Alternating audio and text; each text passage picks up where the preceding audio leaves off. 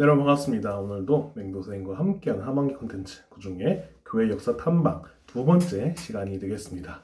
오늘 우리가 함께 나눌 주제는요, 저번 시간에 살짝 이야기하긴 했지만요, 한글 성경의 시작에 대해서 우리가 함께 나눠보려고 합니다.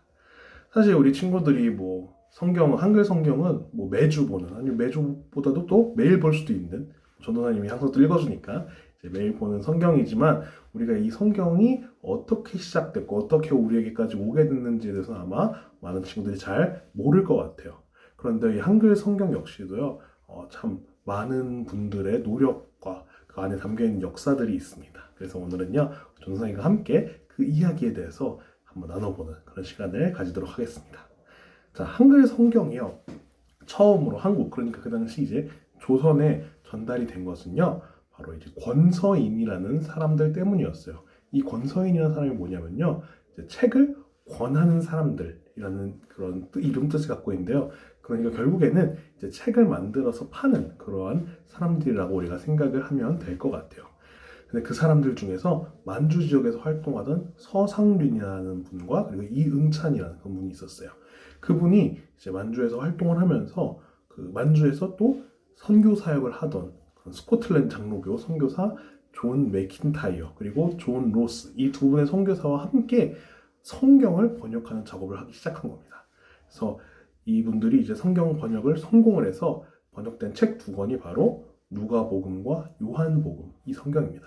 그래서 이 성경이 이제 이분들을 통해서, 서상륜과 이응찬 이 두 분을 통해서 이제 조선 땅에 전파가 되기 시작하죠.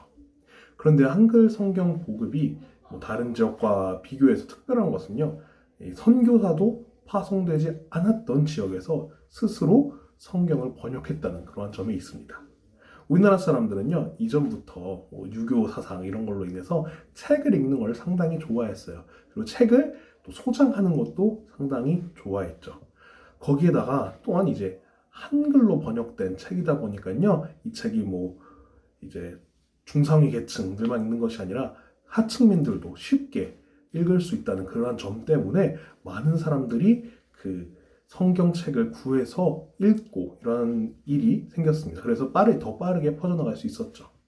자, 그 속도가 어느 정도였냐면요, 중국에서 50년 정도 걸릴 그런 성경의 복음량을 우리나라에서는 단 10년 안에 달성했을 정도로 엄청나게 빠른 속도로 성경책이 퍼져나갔다는 것을 우리가 알 수 있을 것 같아요. 이렇게 이제 선교사들의 권유 없이 스스로 자기 나라의 말로 성경을 만들고 찾아 읽은 이런 한국인들의 말씀을 향한 열정 때문에요, 당시 조선 땅에는 정말 빠른 속도로 이제 기독교가 전파될 수 있었습니다. 한국 최초의 교회라고도 알려져 있는 이 소래교회는요, 서양 선교사가 세운 것이 아니라요, 우리가 앞에 나왔던 권서인으로 등장했던 서상륜 씨가 처음으로 세운 교회라고 합니다.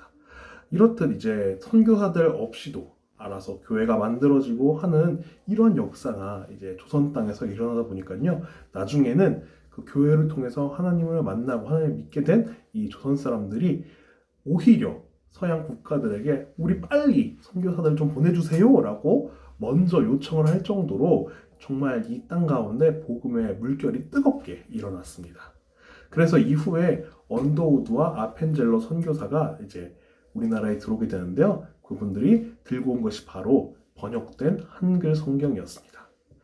원래 이제 세계 선교 역사상 스스로 이제 선교사를 아까처럼 파송을 요청했던 일과, 그리고 선교사들이 그 나라의 말로 번역된 성경책을 들고 온 것은요, 바로 우리나라가 최초라고 합니다.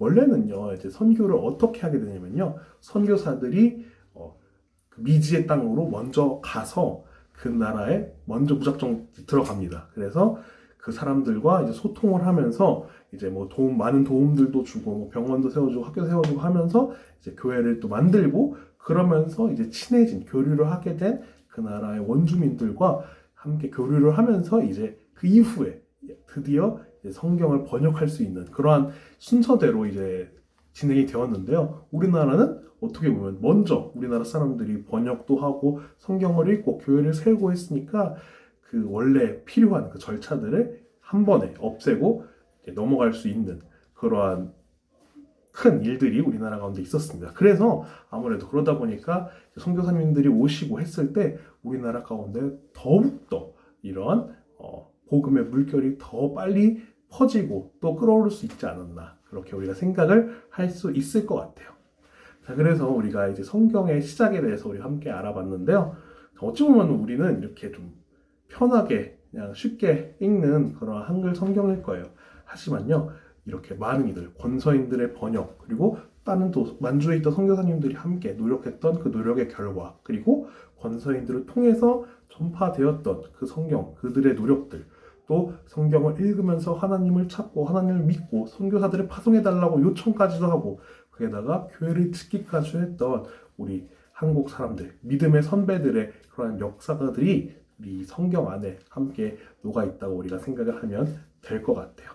그래서 우리가 원래는 선교를 받는 나라였지만 어떻게 됐나, 이후에는 선교를 파송하는 나라로 변모했잖아요. 그렇게 된 것도 우리나라가 처음이라고 합니다. 그래서 이러한 역사가 우리 가운데 있습니다. 그래서 우리 친구들도요, 우리 함께 잠깐 짤막하게 이야기를 나눴지만요, 우리 이야기들을 통해서 우리 가운데 우리가 읽는 이 한글 성경이 정말 대단한 역사구나라는 것을 자부심을 갖고, 또 우리 가운데 정말 이렇게 큰 역사가 있었음을 기억하면서 함께 또 감사할 수 있는, 주님 우리나라에 이렇게 많은 성경에 열심을 가진, 복음에 열심을 가진 이들을 보내주셔서 너무나도 감사합니다 라고 감사할 수 있는 그런 우리 친구들의 모습이 되었으면 좋겠습니다. 오늘도 이렇게 역사 탐방 이 시간 마무리하도록 하겠고요. 다음 시간에는 맹도사님과 함께하는 문화 읽기 시간으로 우리 함께 또 문화에 대해서 나눌 수 있는 그런 시간을 갖도록 하겠습니다. 네, 그럼 오늘도 지금까지 들어오신 친구들 너무나 고맙고요. 다음 시간에 또 함께 만나서 전사님과 얘기를 나눴으면 좋겠습니다. 다음 시간에 만나요.